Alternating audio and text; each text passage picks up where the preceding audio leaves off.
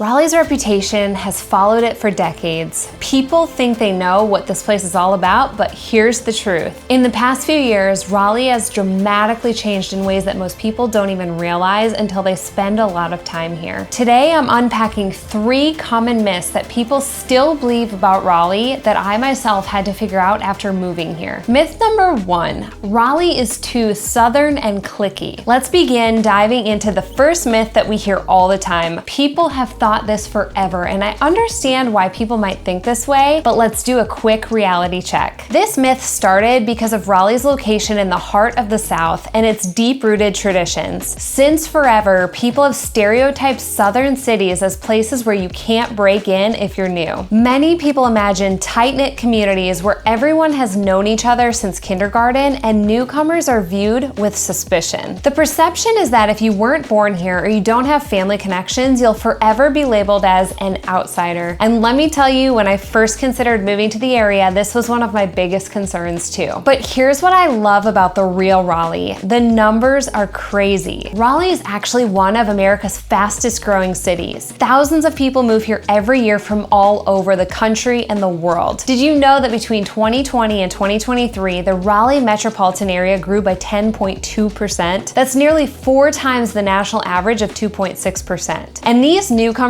aren't just visiting, they're staying and becoming part of the community fabric. The tech industry, universities, and the Research Triangle Park are like a giant magnet pulling in people from everywhere. Companies like Red Hat and Apple have presences here, so that person next to you at the coffee shop just as likely to be from California or even another country as born and raised here. Speaking of diversity, Raleigh has a diversity score of 92 out of 100, one of the highest in the United States. This shows just how much the city has evolved beyond old Southern stereotypes. This diversity shows up in another scene too, which I'll get to in myth number 2, and it's absolutely game-changing. Now for the truth on this matter, Raleigh truly offers the best of both worlds. Yes, you'll find authentic Southern hospitality here, with neighbors who bring you homemade pie when you move in and strangers who wave hello on the Greenway. But it's combined with a remarkably open, welcoming spirit for newcomers. The community hubs throughout Raleigh naturally bring people together. Places like Moore Square, Dix Park, and the numerous breweries and food halls create spaces where connections happen organically. The Raleigh Night Market and the special events at the NC Museum of Art are perfect examples of how the city creates opportunities for people to mix and mingle regardless of how long they've lived here. And if you're looking for ways to plug in, Raleigh has lots of meetup groups, recreational sports leagues, volunteer organizations, and interest-based communities. Whether you're into mountain biking, book clubs, or learning to code, there's a ready-made community waiting to welcome you. So while the too southern and cliquey stereotype might have had some truth decades ago, today's Raleigh is a dynamic blend of southern traditions and cosmopolitan openness that makes newcomers feel right at home from day one. Before we move on to our next myth, I have to tell you, the market in the Triangle is changing really fast. I'm here to keep you in the loop on everything from hidden trails to the hottest new spots before they get too crowded. So please consider subscribing and dropping a comment on what you want to see next. Okay, now let's bust this next myth wide open. Let's talk about the second big myth about Raleigh that needs serious debunking. The food scene is boring. If you're still thinking that Raleigh's culinary landscape is limited to barbecue and fried chicken, you're in for a major surprise. This one goes way back. People outside the South just assumed we only had Southern food here. And while we certainly do have amazing Southern food, the stereotype suggested a lack of innovation and diversity in our restaurant offerings. Historically, yes, Raleigh used to be way behind the big city food-wise. When food magazines published their best food cities list in the early 2000s, Raleigh rarely made an appearance. The perception was that serious foodies needed to look to places like New York, Chicago, or San Francisco for truly exciting culinary experiences. And if we're being honest, 20 years ago, there was some truth to this. The dining options were more limited and international cuisines were harder to find. But what's happened since then has been nothing short of remarkable. This outdated thinking about Raleigh extends to other kinds of options too, which is probably the biggest misconception of all. But we'll get to that in a minute. Let's take a look at the actual food options around. Today, Raleigh's food scene has undergone a complete transformation. But don't just take my word for it. In 2016, Zagat named Raleigh one of America's hottest food cities, and 1 year later, USA Today went along and called it one of the most underrated food cities on the East Coast. And Raleigh boasts many restaurants, but what exactly makes our food scene so good? Well, perhaps the incredible chefs who've decided to set up shop here. James Beard award-winning chef Ashley Christensen has created a mini empire of extraordinary restaurants here, with Poole's Diner being her flagship. Her macaroni and cheese is one of the must-try dishes in America. Then there's Brewery Bavana, which was named one of the best new restaurants in America by Bon Appetit magazine. This unique concept combines a brewery, dim sum restaurant, flower shop, and bookstore all in one stunning space, and it works. It perfectly represents the creativity that's flourishing in Raleigh's food scene. Other standouts include Crawford & Son, whose chef Scott Crawford is a 5-time James Beard semifinalist, and Bita Manda, which serves some of the most authentic and delicious Laotian food you'll find anywhere in the country. These are usual favorite spots in Raleigh, and we'll touch on more activities when I debunk myth number 3. One of the most exciting developments has been the rise of food halls. Morgan Street Food Hall and others have revolutionized dining in Raleigh by bringing together over 20 local vendors and dozens of local food entrepreneurs under one roof. You can literally travel the world in a single meal, sampling everything from authentic Argentine empanadas to Japanese ramen to Mediterranean street food. Also, if you're vegan or vegetarian, the restaurants here do a really great job of adding those options to their menu and calling them out so they're easy to find. The diversity of Raleigh's food scene reflects its increasingly diverse population. You'll find exceptional Indian restaurants in Morrisville, mouth-watering Chinese cuisine in Cary, French bistros downtown, and inventive Southern fusion everywhere in between. You can literally find over 15 different types of cuisine here now. So the reality is that Raleigh's food scene now rivals much bigger cities in both quality and variety. What makes it special is the unique combinations of Southern hospitality, farm-to-table accessibility, and global influences. Unlike in some larger cities, Raleigh's restaurant community is remarkably collaborative rather than competitive. Chefs here regularly support each other's ventures and even partner on special events. This creates an environment where creativity flourishes and new concepts can thrive. Another advantage, you can actually get reservations at Raleigh's best restaurants without booking months in advance. And when you do dine out, you'll often find the chef visiting tables and engaging with guests, something that's becoming rare in larger cities. The farm-to-table movement here has deep roots, with the State Farmers Market providing fresh local ingredients year-round to both professional chefs and home cooks. This connection to local agriculture gives Raleigh restaurants a freshness advantage that's hard to match. So if you're still thinking that moving to Raleigh means sacrificing great dining experiences, it's time to update that perception. The boring food scene myth couldn't be further from the truth in today's Raleigh. Now for the third and most persistent myth about Raleigh: there's not much to do. This might be the misconception that surprises me the most, because the reality couldn't be more different. If you were surprised by the transformation in our food scene, wait till you see the numbers on our cultural attractions. This one probably started because people compare us to huge cities like New York or Chicago. Since Raleigh is smaller in size and population, people assume it must also be smaller in offerings and entertainment options. For years, people just saw Raleigh as a government town or a place for families. Nobody thought great culture or awesome nightlife. Outsiders often pictured it as a sleepy southern capital with early closing times and limited entertainment options. And if you visited Raleigh maybe 15 or 20 years ago, you might have found some truth to this perception. Downtown wasn't as developed, the cultural calendar wasn't as full, and certain amenities were still in their infancy. But the Raleigh of today tells a completely different story. Let's look at the numbers and facts that paint the picture of today's vibrant city. Raleigh is now home to more than 20 museums and cultural attractions.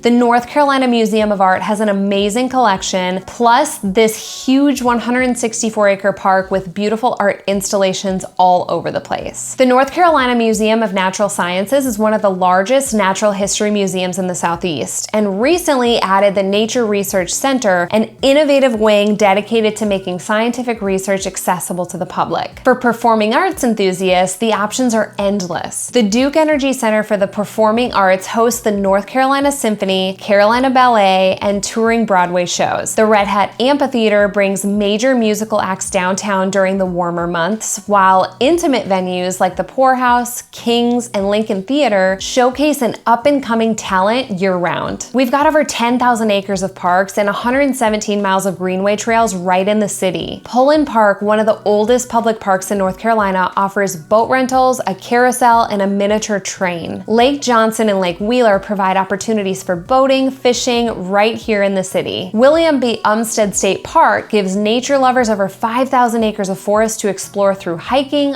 biking, and even horseback riding. Raleigh's arts and culture scene has exploded in the recent years. First Friday art walks attract thousands of people downtown each month to explore galleries, shops, and restaurants. The city now has 35 public murals, creating an outdoor gallery experience throughout the urban landscape. Annual festivals like Hopscotch Music Festival, BarkCon, and the International Bluegrass Music Association's World of Bluegrass transform downtown into a massive celebration. For families with children, Raleigh offers Marbles Kids Museum, the Pullen Park Amusement Center, and dozens of splash pads and playgrounds. Teens and young adults enjoy Frankie's Fun Park, rush hour karting, numerous escape rooms, and adventure parks as well. Some unique experiences you won't find anywhere else include tours of the Videri Chocolate Factory in the Warehouse District and exploration of the historic Oakwood Cemetery. Oh, and one of Raleigh's greatest advantages is its central location. Within a 3-hour drive, you can reach both the beautiful Blue Ridge Mountains to the west and the stunning Atlantic beaches to the east. This means weekend getaways are incredibly diverse and accessible. And I'll tell you about the overall vibe and the weather here in a bit so you can visualize your next holiday. So, being real now, Raleigh now offers such a wide variety of activities that the biggest challenge residents face is choosing what to do every single weekend. There's something for everyone, regardless of age, interest, or budget. What makes Raleigh's activities scene special is how accessible everything is. Unlike in larger cities, you rarely have to deal with massive crowds, impossible parking, or astronomical prices to enjoy quality entertainment. A family of 4 can spend a day at the NC Museum of Art, which is free admission to the permanent collection, have a picnic at the museum park, and maybe catch an outdoor concert, all without breaking the bank. The weather is another advantage. With mild winters and over 100 sunny days per year, outdoor activities are viable most of the year. Even during the hottest summer months, the city's many lakes and pools provide refreshing options. Raleigh's entertainment scene is also constantly evolving. New breweries, restaurants, and installations and recreational facilities seem to open monthly. The recently completed Dix Park Master Plan will transform a 308-acre property near downtown into a destination park with gardens, performance spaces, and recreational areas that will rival major urban parks across the country. One thing many visitors comment on is how Raleigh manages to feel both cosmopolitan and accessible at the same time. You can enjoy world-class performances and exhibits, then bump into the artists or curators at a local coffee shop the next morning. You just don't get that kind of community vibe in bigger cities, so it's really special. So if anyone tries to tell you there's not much to do in Raleigh, they clearly haven't visited in a very long time. Today's Raleigh has something fun to do no matter who you are, the season, or the weather. Now that we've busted these 3 major myths about Raleigh, let me tell you what I think is the real truth about this wonderful city. Raleigh takes the best parts of Southern life, the friendliness, the community feel, and it mixes it with the energy of a growing tech hub. It provides the amenities and cultural offerings of a much larger city while maintaining the affordability and quality of life that are increasingly hard to find. The reality of today's Raleigh is that it's a city in the sweet spot of its development. Large enough to provide amazing restaurants, cultural experiences, and career opportunities, but still small enough to feel manageable and personal. And it kind of ties into my own approach when working with my clients. I handle every aspect of the buying and selling process for them, like far above and beyond the typical real estate experience that you may be used to. My team and I work with busy professionals, executives, athletes, coaches, and first-time homebuyers who value having someone managing all the details from start to finish and even beyond the closing table. Because your home should be that soft place to land at the end of the day and not just be another source of stress. So email me at hello@davisandmaine.com and my team and I will guide you through every step with care and expertise. And you won't want to miss my next video, Things to Do This Summer in Raleigh. I will share an insider's guide to making the most of the sunny season. I'll see you guys in the next one.